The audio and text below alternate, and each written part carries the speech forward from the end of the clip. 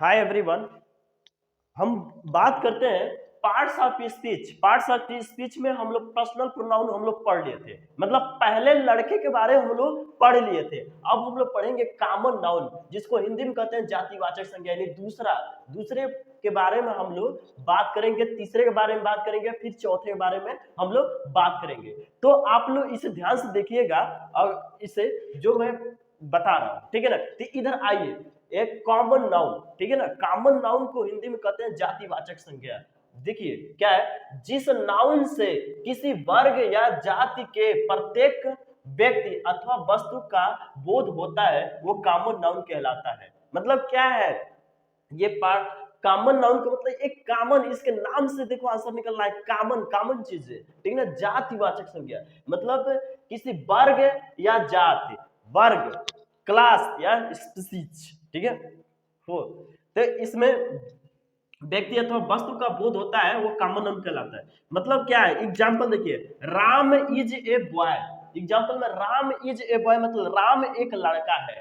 तो राम एक लड़का है मतलब क्या दर्शा रहा है इसमें, बॉयज, लड़का, यही क्या है, दैट इज कॉमन नाउन। क्या कहलाता है, कॉमन नाउन।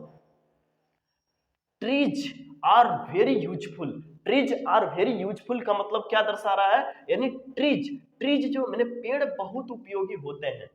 पेड़ क्या होते हैं, बहुत उपयोगी होते हैं। मतलब ट्रीज क्या है, इसमें ट्रीज जो दर्शा रहा है वो क्या कहलाता है, एक प्रकार के कॉमन नाउन कहलाता है। मैंने पेड़ों का एक ट्रीज है, ठीक है ना, पेड़ों का समूह है, वर्ग है, ठीक है ना। तो यानी इसका मतलब ये कॉमन नाउन आप लोग अच्छे तरह से समझ लिए।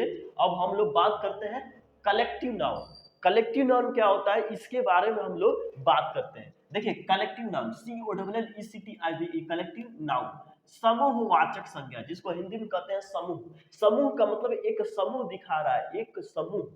जैसे मान लो देखो, जिस नाउन से समूह का बोध होता है वो कलेक्टिव नाउन कहलाता है। जिस समूह का बोध होता है वो क्या कहलाता है, कलेक्टिव नाउन कहलाता है। अब कलेक्टिव नाउन मतलब एग्जांपल में, इंडिया टीम प्लेड वेल।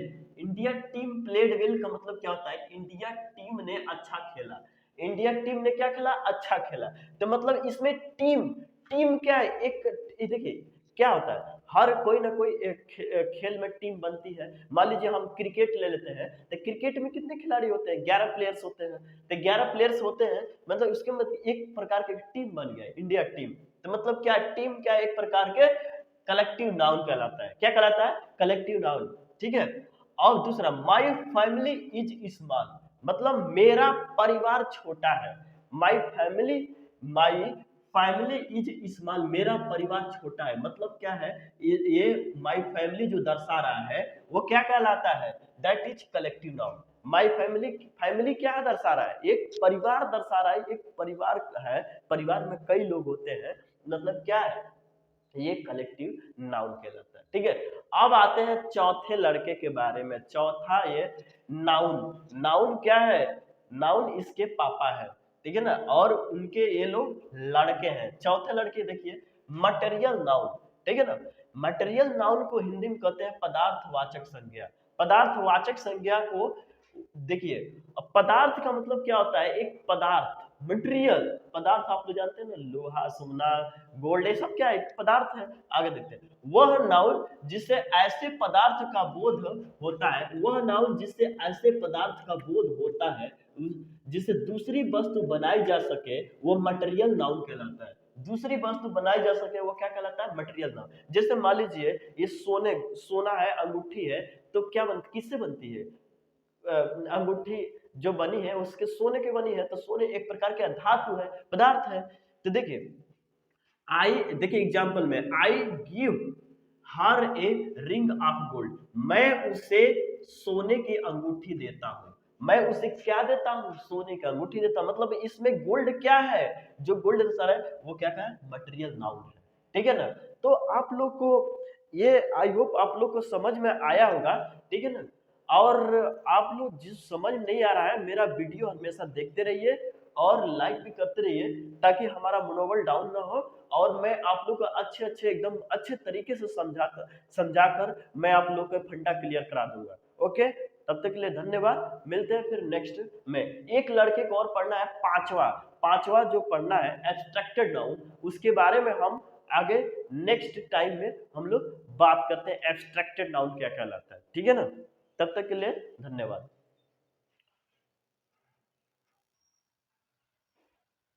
तो चलिए अब ये पांचवा है जिसका नाम है एब्स्ट्रैक्टेड नाउन। एब्स्ट्रैक्टेड नाउन का मतलब हिंदी में कहते हैं भाववाचक संज्ञा।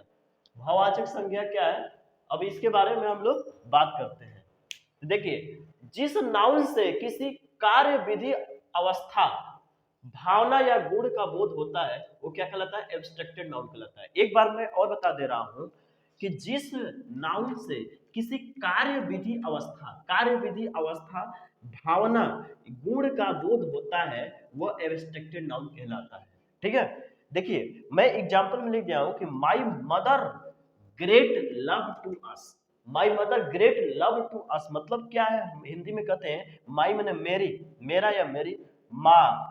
देखिए ये मैं मेरी से लेंगे, क्यों, क्योंकि माँ है, माँ के लिए आया। तो मेरी माँ हमें, वी हमें, अस जो लगाया अस यहाँ पे, मैं प्रोनाउन जब पढ़ाऊंगा तब बताऊंगा प्रोनाउन के बारे में, उसमें अस क्यों लगाया जाता है। हमें बहुत प्यार करती है, बहुत प्यार करती है, यानी मेरी माँ हमें बहुत प्यार करती है। मतलब लव क्या है, लव एब्स्ट्रैक्टेड नाउन है, नहीं भाववाचक संज्ञा है। लव क्या है, एब्स्ट्रैक्टेड नाउन है, भाववाचक संज्ञा है, ठीक है ना, प्यार। इसलिए आई होप आप लोग एकदम बढ़िया से समझे होंगे, ठीक है ना। मिलते हैं अब हम लोग नेक्स्ट वीडियो में। Okay bye. आप लोग अच्छे से पढ़िए और अपना क्लास भी अच्छे से लीजिए, मतलब क्लास भी अच्छे से करिए, अटेंड कीजिए क्लास। आप लोग क्लास करेंगे तभी समझ में आएगा, नहीं तो समझ नहीं आएगा। Okay bye.